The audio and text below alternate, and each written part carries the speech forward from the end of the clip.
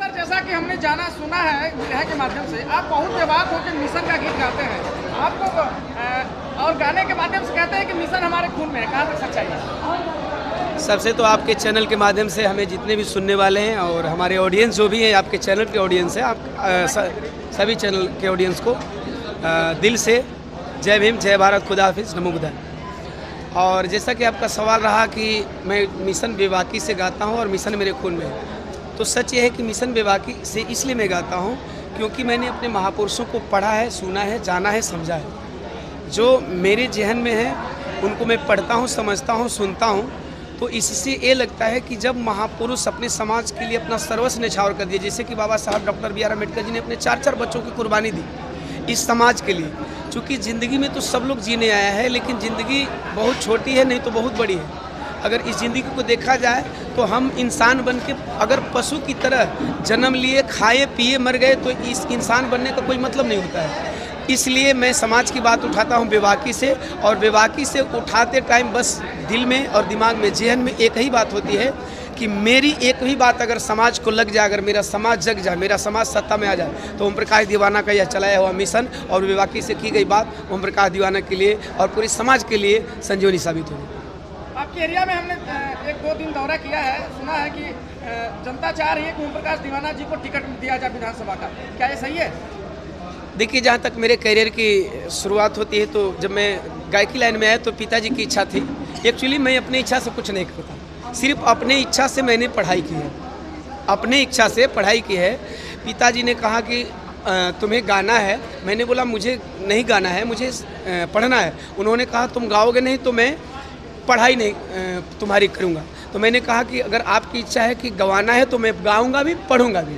तो अगर लगता है कि जैसा कि आपने सुना है, लोगों की रुझान है, लोग फ़ोन भी करके हमें भी कहते हैं कि आप जैसे बेबाक बोलने वाले सच्चे इंसान को और सच्चे लोगों को मोहनिया की ज़रूरत है, तो ये मेरा निर्णय नहीं है, न मेरा निर्णय है, न मेरा निर्णय रहेगा।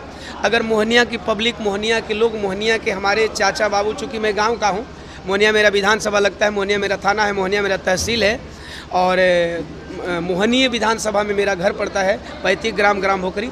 अगर मोहनिया विधानसभा के लोग दिल से अगर कहेंगे कि ओम प्रकाश तुम्हारी ज़रूरत थी बिरहा में, तूने बिरहा में लड़ा, तुम्हारी ज़रूरत थी मिशन में, तूने मिशन में लड़ा, तुम्हारी ज़रूरत है मोहनिया विधानसभा को, अगर मोहनिया के लोग ये आवाज़ लगा रहे हैं तो मोहनिया के लोग हमें जो जिम्मेवारी देंगे, मैं मोहनिया का बेटा होने के नाते दिल से कह रहा हूं कि हर जिम्मेवारियों को, जिस तरह से गायकी में बेबाकी से बात करता हूं, चाहे सत्ता किसी की भी हो, कुछ बोलने से नहीं डरता हूं, उसी तरह मोहनिया के लिए भी चाहे जो कुछ भी करना पड़े, आप लोग जिम्मेवारी देंगे तो मैं उसे निर्वहन करूँगा। युवाओं के लिए क्या कहना चाहते हैं आप? युवाओं के लिए मैं कहना चाहूँगा, चूँकि युवाओं के पास तजुर्बा कम होता है, जैसे हमेशा युवाओं के पास तजुर्बा कम होता है, और तजुर्बा कम के अभाव में युवा कहीं ना कहीं डाइवर्ट हो जाते हैं। तो मैं उन युवाओं से अपील करना चाहूँगा कि आप कोई भी आता है तो एक बार समझें, परखें और अपने महापुरुषों को पढ़ें, महापुरुषों को जानें।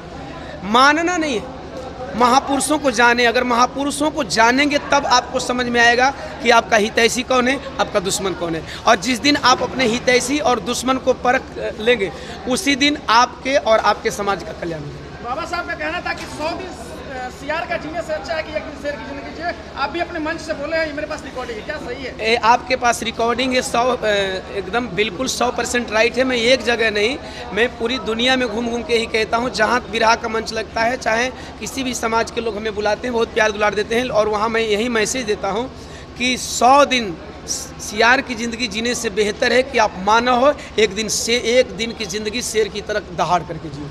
चलिए, बहुत बहुत शुक्रिया हमारे साथ जुड़े रहने। अगर आपको सीट मिल जाती है मोहनिया विधानसभा से, तो क्या तैयारी रहेगी सर आप?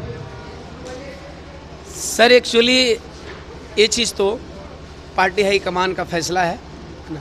मुझे सबसे पहले तो एक बात की उम्मीद है अपने इन लोगों से रहेगी जिसने एक गरीब के बच्चे को ये मुकाम दिया है। अगर गायकी से लेकर के सफ़र अगर कहा जाए तो एक दौर था कि मैं साइकिल से चला करके गाड़ी बिरहा गाने जाता था, और साइकिल चला करके बिरहा गाने जाता। जब साइकिल का टायर भ्रष्ट हो जाता था तो मैं सोचता था कि इसका पंचर कैसे बनेगा। टायर बदलने की बात आ गई तो अब टायर कैसे बदलेगा। और यहाँ से लेकर के आज जो भी मैं हूँ, इसमें मेरा कुछ नहीं है। हमेशा आप लोगों ने सुना है कि इसमें मेरा कुछ नहीं है, ये सब कुछ पब्लिक का है, और उसका बदला मैं चुका नहीं सकता। देखिए, पब्लिक के एहसान का बदला कभी कोई प्रत्याशी, कोई गायक या कोई समाजसेवी नहीं चुका सकता। हाँ, पब्लिक के एहसानों का बदला चुकाया जा सकता है पब्लिक के लिए कुछ करके। दीवाना सर, चुनाव में बहुत बड़े बड़े वादा किए जाते हैं, लेकिन चुनाव के बाद रिजल्ट सीधा उल्टा होता है। आपके साथ क्या होने वाला है? सर, एक्चुअली वादा करने वाले लोग वादा करते हैं। मैं जब बिरहा शुरू किया था तो क्या किसी ने मेरा वादा सुना था? मैं विदाउट वादा सिंगिंग किया। जब सिंगिंग किया, जैसे जैसे मैंने अपने को इस्टेब्लिश किया, जैसे जैसे मैंने आप को बदला, अपने को समझा, अपने महापुरुषों को समझा, समाज के दर्दों को समझा, समाज के दुख को, तकलीफ को समझा, तो मैंने अपने आप को समाज के लिए समर्पित कर दिया। सर, एक लास्ट क्वेश्चन, क्या जनता जो उम्मीद आप पे की है उस पर कितना % खरा उतरने का काम करेंगे? बस आपको मौका मिलता है तो बस मेरा एक ही भरोसा है कि विदाउट उम्मीद मैंने बिरहा में सब कुछ करके दिखाया है। मुझे बताने की ज़रूरत नहीं है कि कभी कभी ये सब कहने से मेरे करियर पे दाव भी लगता है, कभी कभी मेरा करियर खतरा में भी होता है, लेकिन उस विदाउट करियर, बिना खतरा का परवाह किए अपने करियर को दाव पे लगा करके अगर जनता के लिए बोलता हूं तो वादा तो मैं नहीं करूंगा। जिस तरह से बिरहा में मैं दिखाया हूं, कोशिश करूंगा कि उसी तरह से आप लोग अगर जिम्मेवारी देंगे तो उसको निर्वहन करूंगा। ये मेरा वादा नहीं है, बस केवल